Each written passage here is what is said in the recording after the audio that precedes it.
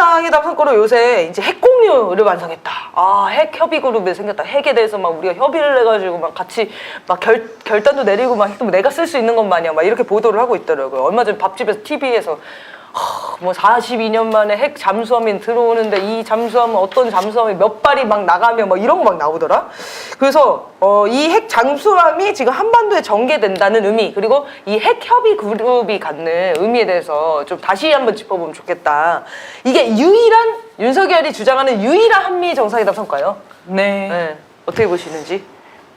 일단 실효성 문제에 대해서는 전문가들이 모두 다 부정적입니다. 핵 잠수함이라고 하는 것이 한반도에 전개되었을 때 이 미사일이 사정거리가 12,000km 이상이어서 북핵을 막는데 실제 효과가 있다고 보여지진 않는다는 거예요. 그리고 잠수함이라고 하는 게 은밀히 활동해야 의미가 있는 거잖아요. 죄송합니다. 네.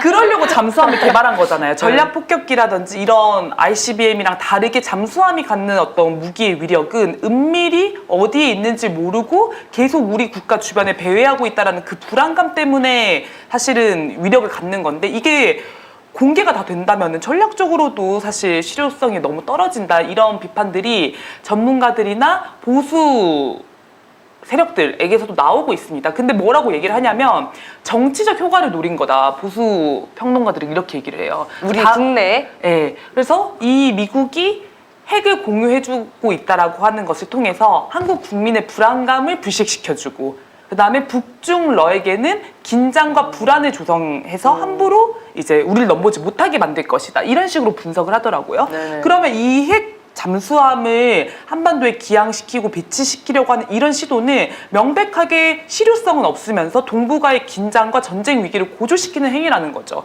실제 지금 중국에서 굉장히 반발하고 있습니다.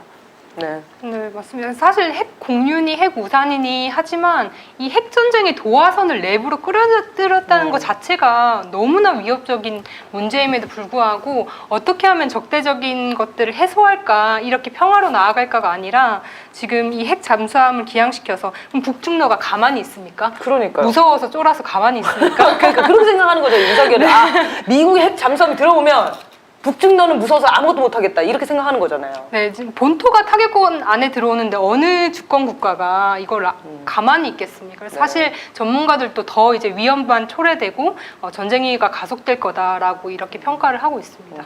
아니요, 우리 아까 도입할 때 핵전쟁 나면은 우리 다 손해 아니냐 뭐 이런 얘기를 했는데, 그게 제가 인스타에 이 쇼츠를 올렸더니 댓글에 젊은이들이 이렇게 달더라고. 아니 그러면은 뭐 북한의 핵을 맞고 가만히 있으라는 거냐.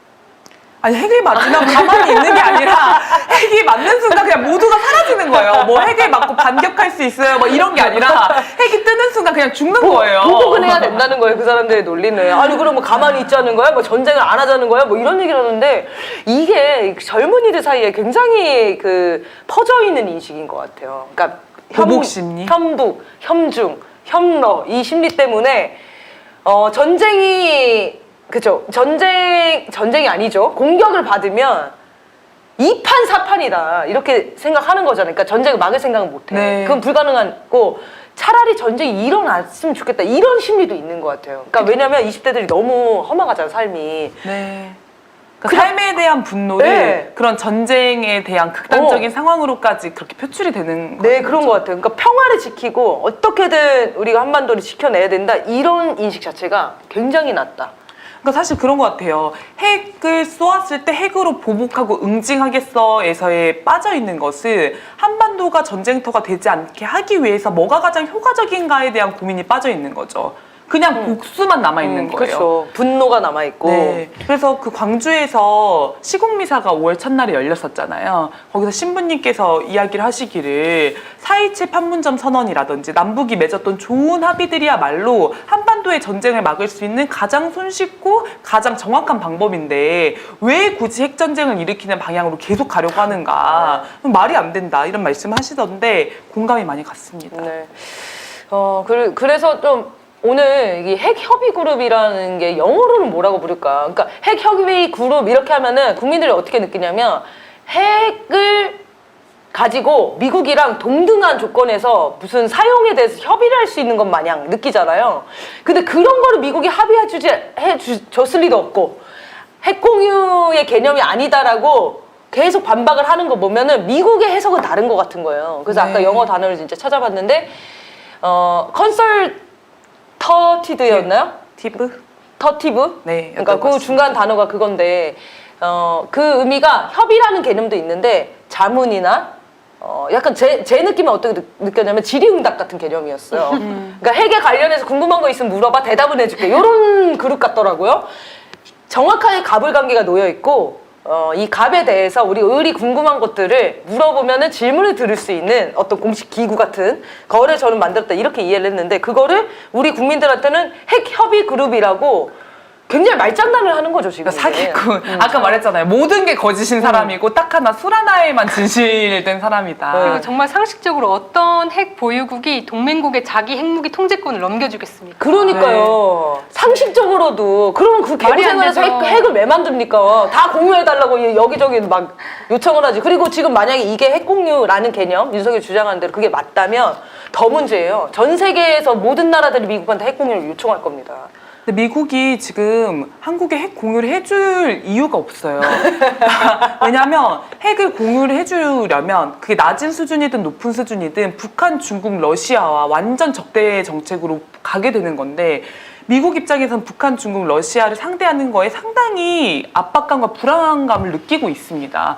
그래서 되도록이면 긴장은 계속 유지하되 전면적으로 이렇게 탁 붙는 것은 피하고 싶은 심정인 것 같아요. 그러니까 아까 핵 잠수함 같은 경우에도 상시 배치를 하는 건 아니잖아요. 그 수준으로 기항을 시키겠다라는 거지. 네. 그러니까 뭔가 뉘앙스나 느낌만 주고 싶고 딱 붙기를 굉장히 부담스러워하고 있는데 미국의 편에 서 있는 일본이라든지 한국이라든지 핵보유국이 아니잖아요. 그러니까 사실 이 나라들을 묶어 세운다고 한데 북중러와 맞붙었을 때는 사실 부담이 될 수밖에 없는 거죠. 그런 차원에서 생각했을 때도 이 수준에서 지금 핵을 공유한다는 건 말이 안 된다는 생각이 듭니다. 김태호가 그렇게 얘기했죠. 핵 공유라는 느낌으로 받아들일 겁니다. 국민들이. 그러니까 이제는 막 느낌 논쟁. 이제 네, 느낌. 한국이 볼 땐 핵 공유, 미국이 볼 땐 핵 공유 아닌 이 정도의 결과물. 그런 것들을 좋아하는 것 같아요. 그러니까 한국이 볼 때는 사과, 북한이 볼 때는 사과가 아닌 것들을 해달라고 그게 예전에 요청했잖아요. 김태호가 그걸 했던 사람이라면서요. 전 그거를 이번에 알았어요. 예전에 그 천안함 사건 터지고 연평도 포격 있고 북한에서 했다고 우리는 주장을 했는데 북한에서 안 했다고 했잖아요. 그래도 사과 같은 어떤 모습. 지뢰. 사건 목함 아닌가요? 지뢰 사건이었나요? 네. 그 사건과 관련이었나요? 그래서 사과가 우리가 볼 땐 사과고 북에서 볼 땐 사과가 아닌 걸로 해달라고 그거를 밀실에서 비밀로 협상을 요청했던 게 김태호라는 거잖아요. 정말 북한이 똑같아요. 까발려가지고. 북한이 그걸 보도한 거예요. 근데 그 김태호가 수년이 지나서 또 이러고 있는 거예요, 여기서. 핵공유 같은 느낌으로 이해해 주실 거라고 믿습니다. 막 이런 느낌이에요, 지금. 아니 핵이 설명 못해, 지금. 아니 핵이 느낌으로써 효과를 낼 수 있다는 얘기는 저는 듣도 보도 못했어요. 그러니까 이게 모든 나라가 어느 순간 갑자기 미국이랑 나라 지금 핵공유를 하는 느낌을 받았어. 그러면 핵공유해? 이런 거요. 이 핵이 있다라는 느낌만으로 난 너무 안전해. 내 생존에 막 보장받았어. 누가 그렇게 생각하냐고요. 이거 말도 안 되는 얘기예요. 그만큼 불안한 것 같아요. 에이. 윤석열 정권의 불안감이 이 미국한테 핵공유를 해달라고 어떻게든 우리 구해달라고 이렇게 조르는 그 모습에서 명확하게 보이는 것 같습니다. 북한과의 전쟁에서 이길 가능성도 없고 싸워볼 용기도 없어요. 그러니까 말만 세게 하는 거잖아요. 그리고 대책은 다 미국이 세워준다고 주장을 해. 이런 허세를 떠는 그러니까 국민의 생명과 안전을 가지고 핵전쟁으로 뛰어들면서 국민을 상대로 사기를 치고 네. 있는 아주 허언증 정권이다. 사기꾼 정권이다. 저는 진짜 윤석열 정권을 퇴진시켜야 하는 이유, 앞에서 이 노동자들에 대한 탄압, 중간중간 여러 이야기 나왔었지만 이 전쟁 문제가 정말 심각한 것 같아요. 지금 정말 끌어내리지 못하면 한반도의 핵전쟁의 참화가 어떤 형태로든 펼쳐질 수밖에 없는 위험한 국면에 들어서 있다고 생각을 합니다. 네.